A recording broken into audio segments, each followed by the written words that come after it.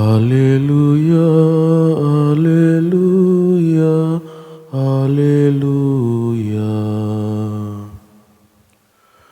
Haleluya, haleluya, haleluya.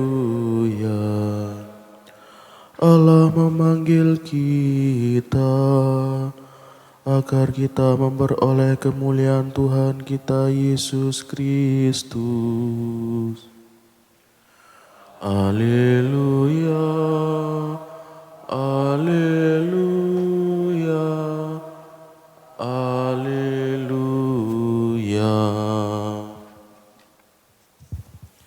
Tuhan bersamamu.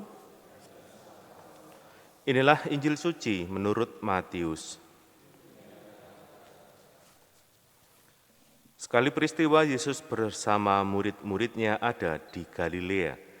Ia berkata kepada mereka, Anak manusia akan diserahkan ke dalam tangan manusia. Mereka akan membunuh dia, tapi pada hari ketiga ia akan dibangkitkan. Maka hati para murid itu pun sedih sekali. Ketika Yesus dan para muridnya tiba di Kapernaum, datanglah seorang pemungut pajak Bait Allah kepada Petrus dan berkata, Apakah gurumu tidak membayar pajak 2 dirham? Jawab Petrus, memang membayar. Ketika Petrus masuk rumah, Yesus mendahulinya dengan pertanyaan, Bagaimana pendapatmu, Simon? Dari siapa raja-raja di dunia ini memungut bea dan pajak? Dari rakyatnya atau dari orang asing? Jawab Petrus, dari orang asing. Maka kata Yesus kepadanya, jadi bebaslah rakyatnya. Tetapi agar kita jangan menjadi batu sandungan bagi mereka, pergilah memancing ke danau, dan ikan pertama yang kau pancing, tangkaplah dan bukalah mulutnya. Maka engkau akan menemukan mata uang 4 dirham di dalamnya. Ambillah itu dan bayarlah kepada mereka, bagiku dan bagimu. Demikianlah sabda Tuhan.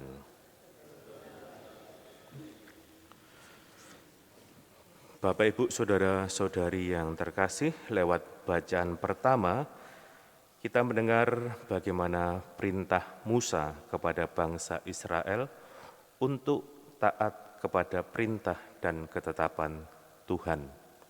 Dan itu dilakukan pula oleh Tuhan Yesus. Dia sangat taat kepada perintah dan ketetapan yang Tuhan berikan. Tapi di samping itu, Yesus juga memberi teladan, bukan hanya taat kepada Allah, tetapi juga pada pemerintahan yang ada di dunia. Itulah yang kita dengar dalam bacaan Injil.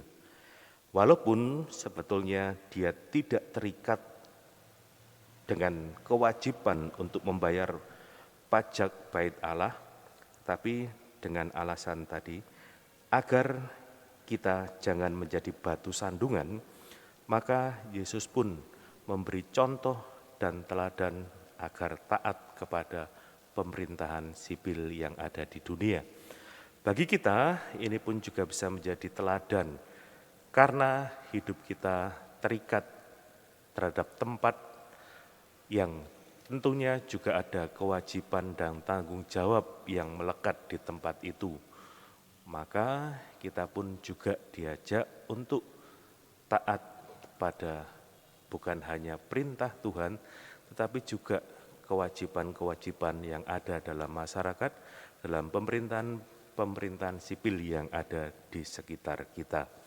Kemuliaan pada Bapa dan Putra dan Roh Kudus.